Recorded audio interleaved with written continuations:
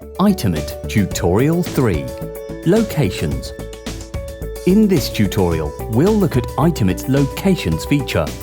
There are a few ways to track asset locations within Itemit. Firstly, there's the Last Seen Location. This is automatically recorded in the background by Itemit every time you or one of your colleagues scans one of your asset tags.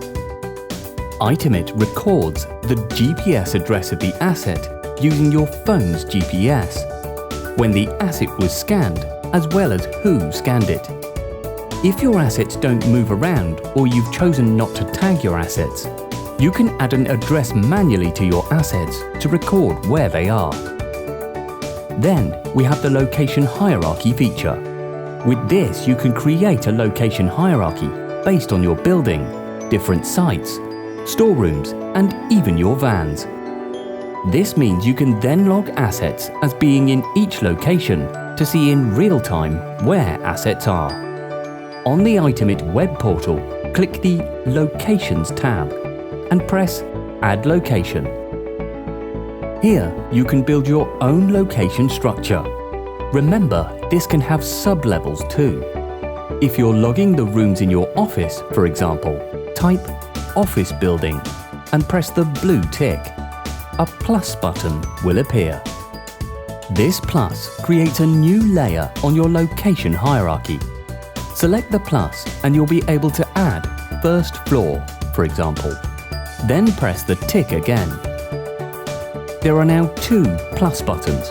The one on the left will add another location at the same level, so you can add second floor, for example. The plus on the right will add a sub-level, ready for you to add Meeting Room 1 or Office A.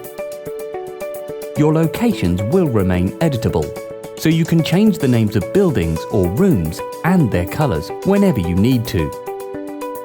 A great feature to be aware of is that when you're adding users to join your Itemit account, you can also choose which assets to share with that user.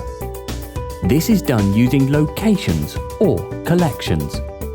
For example, if you're managing multiple sites and only need personnel at site number 1 to see assets at their own site, you can simply share the assets in site 1 with them, rather than everything.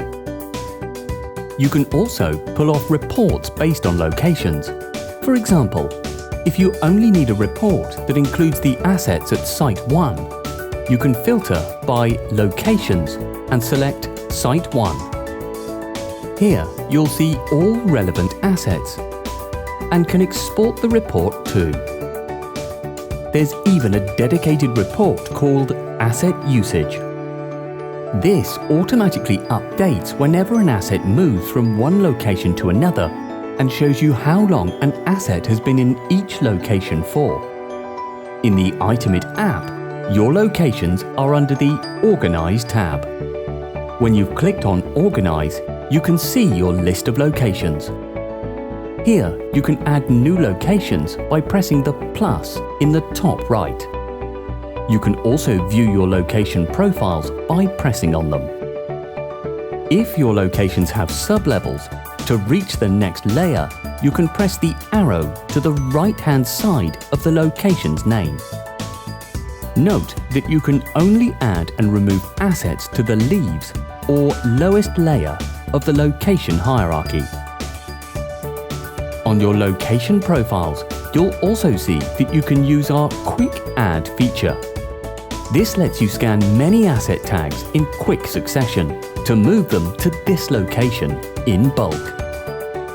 Note that you can also audit a location by pressing the Find Items and scanning all the assets in that location. Itemit will then show how many have been found, how many are missing, and how many were seen that Itemit doesn't think should be there. And there you have it, the Locations feature in a nutshell.